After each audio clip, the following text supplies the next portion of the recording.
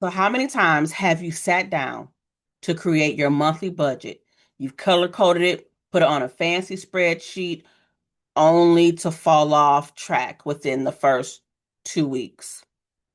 Yeah, I know, right? So, today we are going to be talking about the money myths or the myths on why you can't stick to your budget, right? You make good money. You're not out here wilding out, but every month you are going through your money so fast, it's like you're spending it before you have even earned it for the month. But guess what? You're not alone, right? Most budgets fail because we've been taught a system of budgeting that doesn't fit our real lives. My life is different from your life, is different from her life, right? However, they make budgets one size fit all. It's impossible. It is not one size fits all because we all have different things that we need for our families. And so many times that's the reason most budget fails. But today we are going to be talking about the myths, the truth behind those myths, and what to do instead. Okay. So, welcome back to my channel. My name is Jamila Davis Williams, also known as Coach Jam, your personal financial coach. And I help women live a life free of financial stress. So, thank you so much for joining me. And I am going to get right into it because I don't want to waste your time. So, let's talk about myth number one.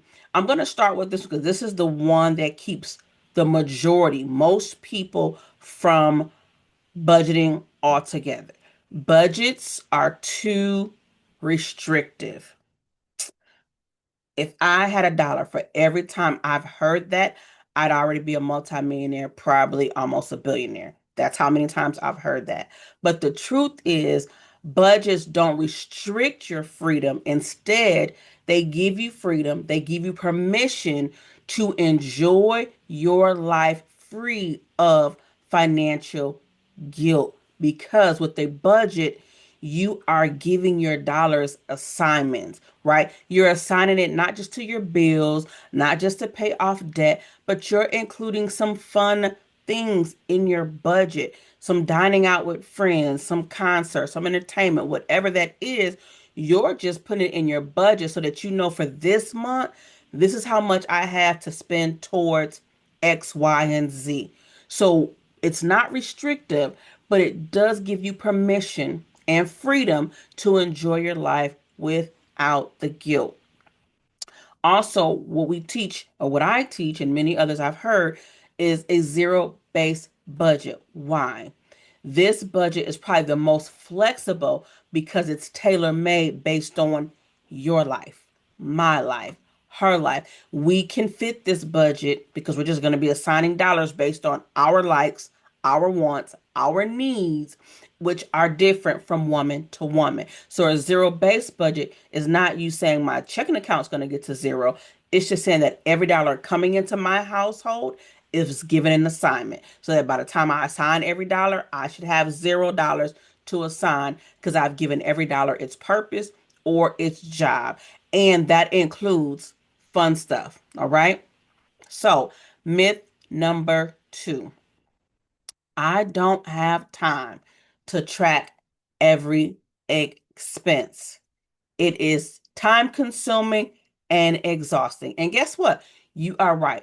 But you don't have to do this every minute of the day. So every time you purchase something, you don't have to go and write that down. However, what you need to do, or here's the truth, you only need a 15-minute a week money date, money session where you sit down for 15 minutes and write down your expenses for the week, right? So I typically say Sunday if that works for you, but Sunday normally after church, eat a little something, we're chilling out, not doing a whole lot, getting ready for the next week. Take your 15 20 minutes, whatever you need, but normally 15, to sit down and write down your expenses. That's going to help you see and make sure that you're staying on track for that monthly budget that you put together, right? And so you just need to set a weekly money date, money session, 15 minutes to go through your numbers, your receipts, whatever to track what you spent. Most banking apps have where you can categorize certain spending. And then if you click it where it says budgeting, it opens up and it shows you you spent this week, you spent $400 in groceries or on food. You spent $400 on clothing. It breaks it down for you. So check out your banking app because you may just be able to use that. And then now you can see, okay, for the week, I've done this. The only thing with the banking app, it doesn't count the things you spent cash on. So that you would have to keep the receipt to make sure that you're tracking it. And you can use a spreadsheet to track that or a notebook, just something that will keep you on track of your monthly budget. So you don't have to do this daily, but you do want to set up a 15-minute money day every week to get that done. Myth number 3. I've tried budgeting before and it never sticks. Normally, when I hear this from my clients or my participants that come to the budgeting boot camp, the first thing I said, why doesn't it stick? What's happening that you can't stick to it? And most of the time, it's because when they first did a budget on their own, they just took numbers that seemed like they could stick to and put them in the spreadsheet or put them in their notebook or whatever they're using to create their budget. They didn't go back to look at their spending habits.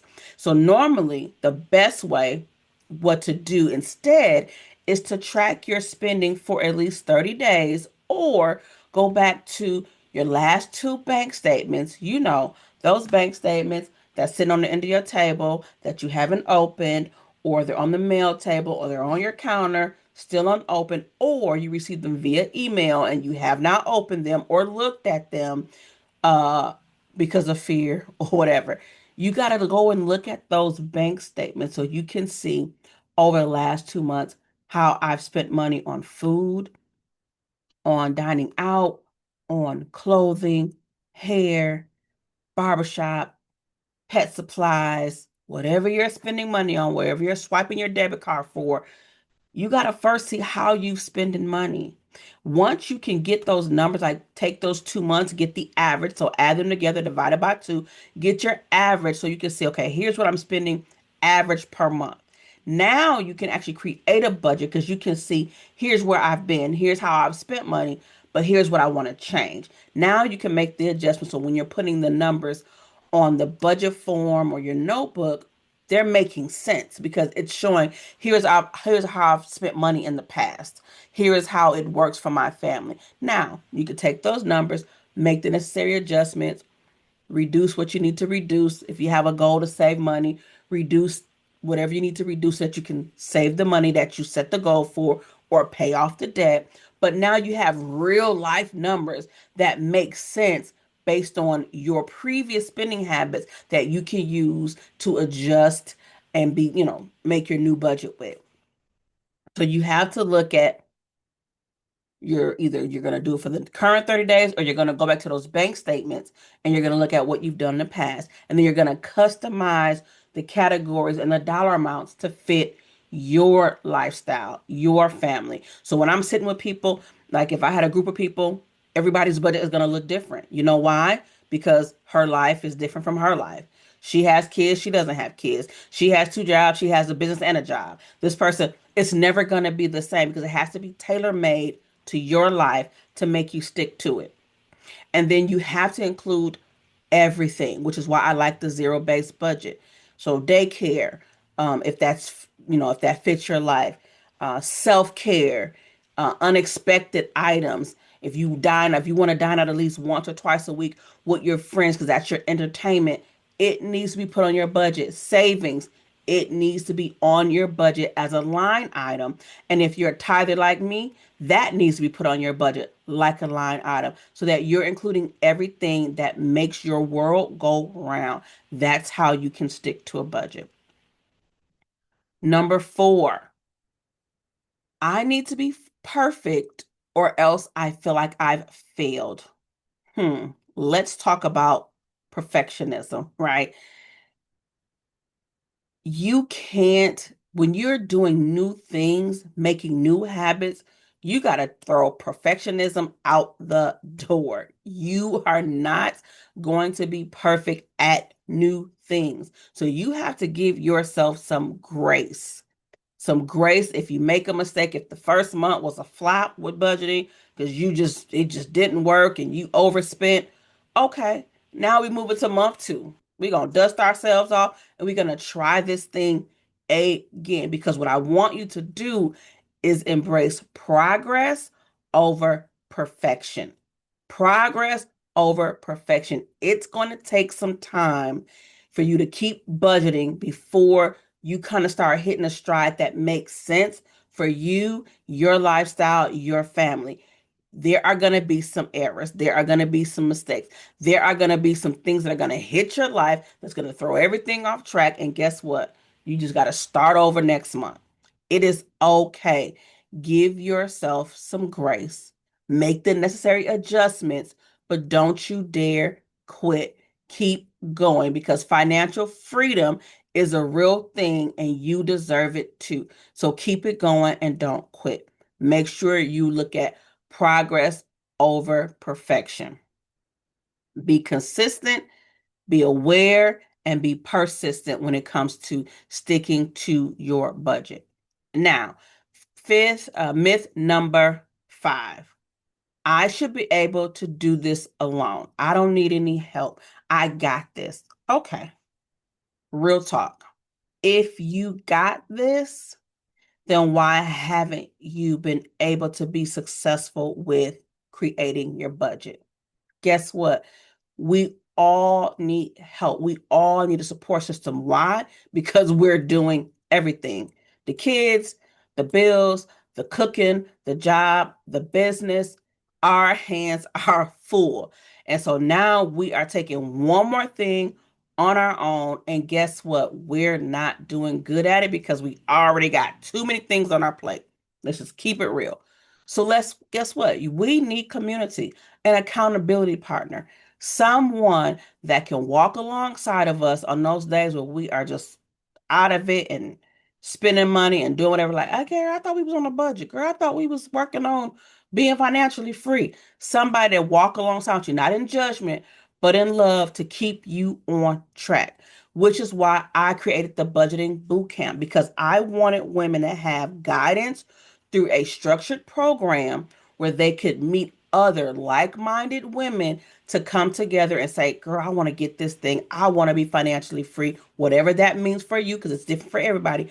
But I want to be able to have some money saved up for emergencies, pay off debt, increase my credit score, and live a life free of financial stress. It's amazing when women come together, like-minded women, in a community, in a class, in a course together, how they can lean and glean off of each other. I know you've tried to do it alone and it's not working. So guess what? Join a community. Find an accountability partner. That friend, that cousin, that coworker that's saying, girl, I want to get debt free. I'm paying this stuff off. Link up with them. Join the budgeting boot camp so you can be around like-minded women. Learn the tips and tools that it takes to become financially free.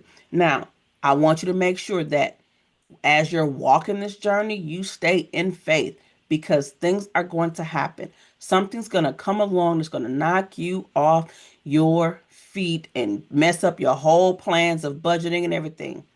That's okay. Pick yourself up, dust yourself off, and get back on the budgeting wheel. Stick to it. Create a strategy, create buffers. So if unexpected things seem to keep coming up, you might want to save a little bit extra to take care of those unexpected expenses so that you don't get thrown off, so that you can keep continuing on your financial journey. And so these myths I just wanted to share, because for many people, it's holding us back from building wealth. When we're not sure, when we have these mindsets that we're stuck on because of how we were raised, the background we come from, race, ethnicity, all that stuff comes into place. We have our own thoughts and mindsets and behaviors that are keeping us from building wealth, and it's keeping us from peace and financial freedom. But now that I've shared the myths, I've shared the truths and what to do instead, my mother said, when you know better, you do better. So inside the budgeting boot camp, I help you ditch the guilt, Build a real life, personalized budget to fit your life, your family. I help you save $1,000 in 90 days, or I teach you, and then also teach you how to become debt free using the snowball method. Also, how to maintain or repair your credit if that needs to be done. We do all of this in the 5-day budgeting boot camp. You want to be a part of it. So, in the description below the video, you'll see where you can join the budgeting boot camp. There'll be a link there. You can join the budgeting boot camp. Also, get on my email list to get my newsletter. I send out tips and tools regarding all these topics to help you as your accountability partner stay on track while you're on your financial journey. Look, you deserve to be financially free, whatever that means for you, to be debt free, whatever that means to you. You deserve to have money in your savings account so that if you want to take a trip, you can. If there's an emergency happens or you need to get something fixed, you can do it without having the additional stress, overwhelm, anxiety. We don't need anything else coming against our mental health that's keeping us from functioning like we need to because we're just not prepared. You can get the assistance. You can do this. Join the budgeting boot camp. Again, don't worry about perfection. Work on progress. You can do this. If I've helped you in any kind of way, drop a comment, share this with another woman that you know that's in your circle that may need this information. And also be sure to like and subscribe. Because when I looked at my analytics, 70, I think it's like 70 or 67% of the people that watch my videos are not subscribers. So go ahead and subscribe so you can keep getting these good tips to help you become financially free. Again, my name is Jamila Davis Williams. Thank you so much for joining me today. I pray that I've said something that can help you move forward along your financial journey. Don't quit with your budgeting. Don't quit with your financial goals. You can do this. And also consider joining the boot camp. We'd love to have you. Again, until next time, you got this, and I'll see you soon.